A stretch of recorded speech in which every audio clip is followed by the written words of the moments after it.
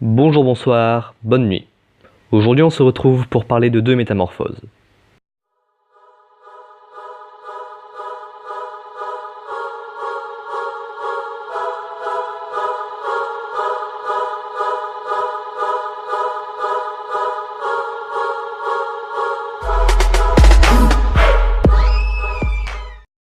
Tout d'abord, c'est le cas d'une jeune paysanne qui va nous intéresser.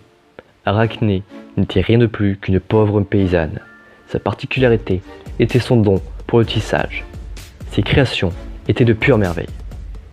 Sa réputation se faisant, elle est connue dans tout le pays.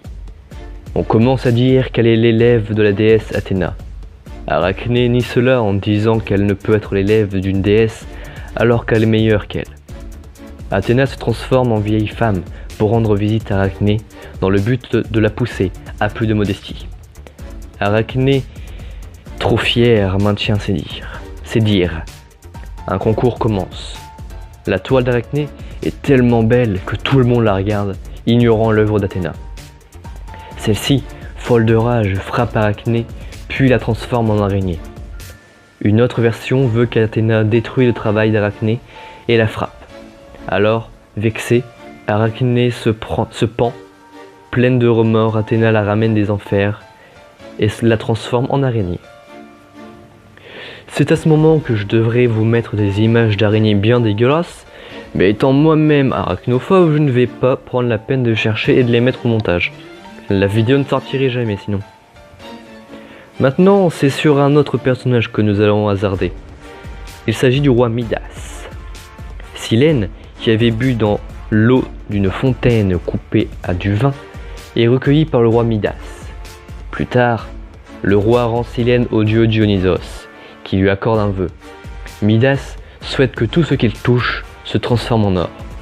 D'abord émerveillé par certains tests, il le regrette vite, ne pouvant plus boire ni manger, car ce qu'il touche se transforme en or. Il supplie alors Dionysos de lui reprendre son don. Dionysos lui ordonne de se baigner dans la rivière Pactole. Midas est libéré et le sable de la rivière se transforme en or. Dans un autre mythe, Midas est convoqué par Apollon. Midas étant l'élève d'Orphée, Apollon a besoin de ses compétences musicales pour être juge dans un concours.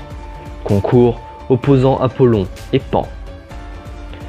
Midas déclare Pan vainqueur, alors que les muses préfèrent Apollon. Le dieu donne à Midas des oreilles d'âne pour se venger.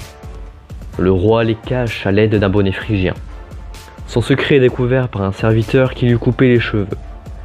Le serviteur creuse un trou, dit « Le roi Midas a des oreilles d'âne » et referme le trou. À cet endroit poussa des roseaux, qui répétèrent la phrase à tout vent. Sur ce, je vous fais la bise. Ciao.